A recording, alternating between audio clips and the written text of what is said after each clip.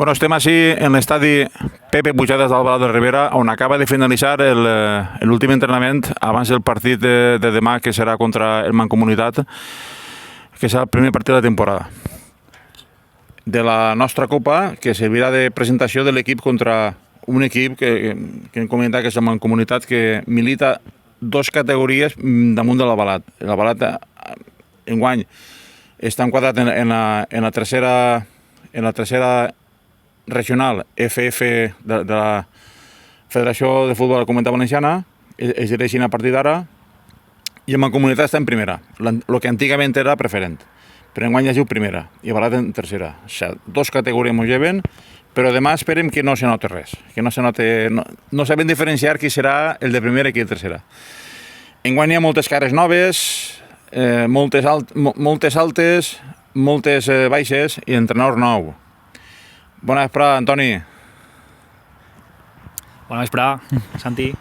Quin projecte presenta l'Albalat en esta nova temporada que arrenca demà?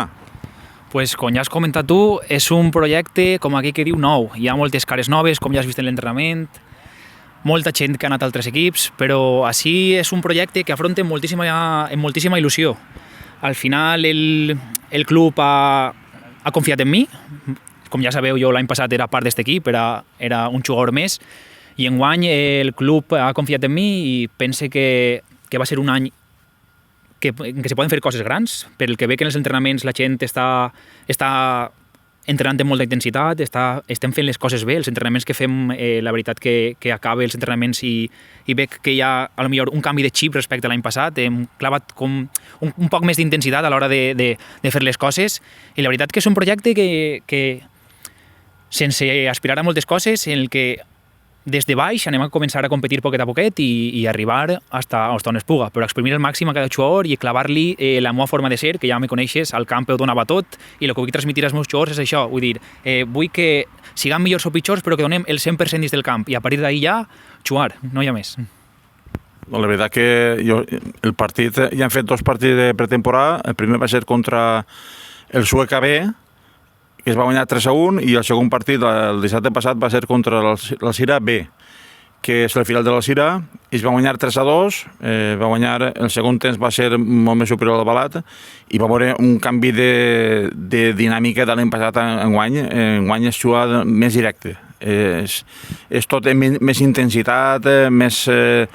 pràcticament per mig del camp no passa, amunt, a buscar la porteria contra en seguida, que no n'hi ha toc de baló com fent l'any passat. A veure, la diferència la marquen els jugadors. L'any passat estava jo per el camp, estava Delfín, estava Fer, hi havia molts jugadors per dins que tots volíem la pilota al peu i volíem associar-nos. Enguany, per el que veig ara el que tinc així, els jugadors agafen bola i volen anar a l'espai, corren molt a l'espai.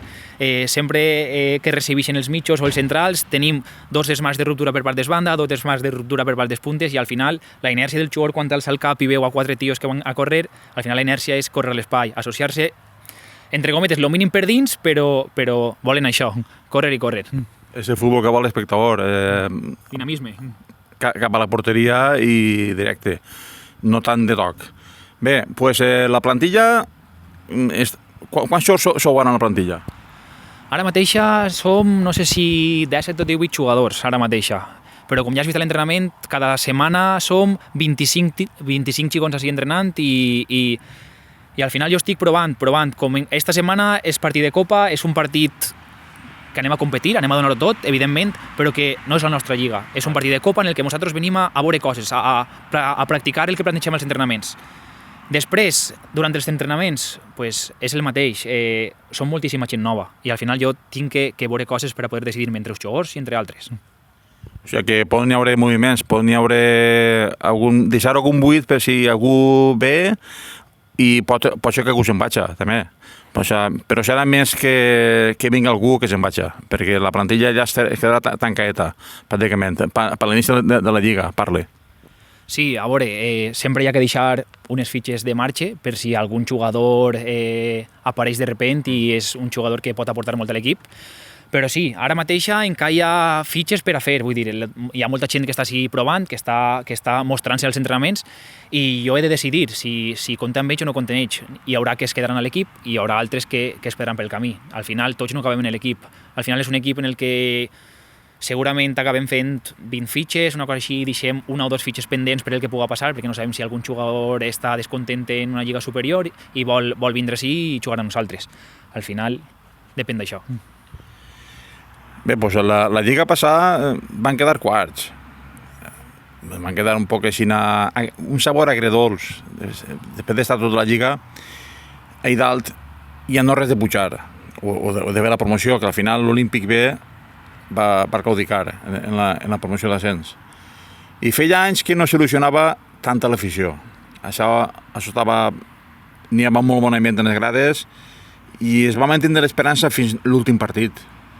Fins el penúltim. El penúltim partit ja es va diluir ja el somni de l'ascens o de la promoció.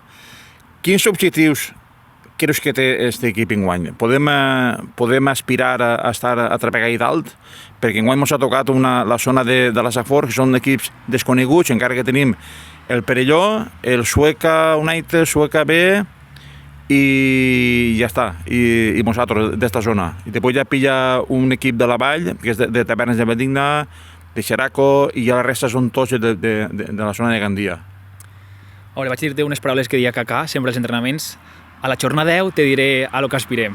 Ara mateixa l'objectiu és competir, engrasar la màquina. Al final tenim moltes cares noves, hem d'adaptar-nos als moviments de cada un. Els jugadors que no es coneixen han d'adaptar-se al company al moviment que fa, si ve, apoyo, desmarc. Això és el més important. Ara s'agafa ritme de competició i que tot el bloc confie, que tot el bloc vaig a una i que tots confien en la idea que jo us vull proposar. Si tot el bloc anem a una, al final eixiran les coses. Però objectiu, competir és quedar dalt per supost, però partit a partit. Primer partit de Lliga és l'objectiu, no hi ha més. 3 punts el primer partit, a partir d'ahir ja veurem. No donen 4. Clar, per supost. Molt bé. Pues la pregunta ja me l'has contestat, perquè era el teu sistema, quin sistema vas a gastar? 4-3-3, 4-4-2, 4-1-4-1, o sigui, el teu sistema va ser el que has dit adés, directe. Mos crema el baló i anem a buscar la porteria ràpidament. A veure, a mi me coneixes, saps que m'encanta jugar la pilota. El meu estil de joc sempre ha sigut associar-me i intentar jugar. Al final, jo depenc dels jugadors que tinc. Un entrenador no pot imposar el seu sistema si els jugadors no li ho permeteixen. Si tens jugadors que són molt ràpids, que busquen l'espai, al final has de cedir i has de fer que aquestes coses positives que tenen, explotar-les. Per tant, ara mateixa tinc jugadors que són bales, que corren molt a l'espai. Segurament pot ser un 4-4-2, pot ser un 4-2-3-1, vull dir, depèn del partit, depèn de la gent, dependrà de mil coses, de si el rival és més fort, és més dèbil, vull dir, dependrà de mil factors, però que n'hi ha que jugar també la pilota, els mitjos tenen que tocar la pilota, no vull que siga tot un frontó, al final així podem fer futbol, és un camp espectacular, és gran, té bones dimensions i se pot jugar al futbol a la perfecció, però que no sé, si hi ha que tirar el bal a l'espai i córrer i treballar la segona xua, es farà. Vull dir, al final, en aquesta categoria no guanya el que millor xua, sinó el que més treballa per l'equip i el que més pelea. Perquè depèn també de les baixes que tinguem, les sancions, les lesions, tot això influeix. Algun jugador tocat, val? O sigui, un que treballa també, perquè és una lliga amateur, la gent estudia i treballa, si no ens dediquem a això. Bé, però la setmana que ve ja comença la lliga. Però demà tenim Copa. O sigui, la Copa és una cosa que tenim ahir, anem a jugar-la, a veure què passa, anem a competir-la, com tu has dit. A la Balat l'hem quadrat en un grup de la zona de la Safor. La setmana que ve començarem. Però li toca descansar la primera jornada perquè són 15 equips. I hi haurà alguns... Hi haurà algun amistós la setmana que ve, de preparació. Podem dir que n'hi ha algun partit abans de la... Com la setmana que ve descansa la Balat, poneu algun partit amistós? Sí. Algun equip lliure? Sí, la idea és, si no és un amateur, un juvenil, el que siga, però la idea és seguir competint i agafar el ritme per la competició. Com tu has dit, la setmana que ve descansem, per tant, no podem estar una altra setmana parat. Apenas fa un mes que hem començat i necessitem ritme de competició i tindre les cames preparades per als partits. També comentar la Lliga de la Safor, una lliga que desconeixem. Els equips d'allí, Benirredrà, Villalonga, Daimús, Tavernes, Miramar, són equips que fa molts anys que nosaltres no juguem contra ells. Sempre anem a parar a la Lliga de València, contra el Picassent, Alcàsser, tota aquesta lliga, la Ribera. al final és una lliga que desconeixem un poc. Entonces, competir cada partit, donar-ho tot i donar el màxim, no hi ha més. Bueno, ja estem acabant l'entrevista i ja toca anar a la dutxa. Què diries a l'afició de l'Albalat per a que es traguen l'abonament que ja tenim a la venda o bé que s'enganxen a vindre al Pepe Pujades, a animar a l'equip verd i negre i que es pugen al vaixell o a la nau verd i negra? M'agradaria que el camp fora com l'any passat. L'any passat hi havia moltíssima gent a les grades. Enguany és un projecte il·lusionant en el que la gent, els jugadors, quan estem dins del camp, els jugadors agraïm veure la grada plena, agraïm vindre així un dissabte a les 6 de la vesprada i veure que tens la grada plena, que ho viu, sentir aquest calor que te dona l'afició, aquest sprint extra que t'aporten. Això és imprescindible, ja siga en jugadors amateurs o en els nivells professionals, que tenen un estadi corejant els noms. Així és a nivell més baixet, però s'agraeix moltíssim que la gent confia i que aporta el seu granet d'arena. Bueno, això podem fer enguany, podem fer la novetat de fer la megafonia, corejar els no jugadors, dir el nom i la gent que diga el cognom. El número 10, Antoni Montagut, per exemple, no? Això estaria bé. Sí. Bé, doncs res, Antoni, moltes gràcies per atendre'ns i que demà tinguem molta sort i res, demà pues, li dediquem a tota l'afició del poble i de fora que també que ens vegin l'entrevista, que s'anima a vindre i un gran espectacle. Moltes gràcies, Antoni. Bona nit. Moltes gràcies.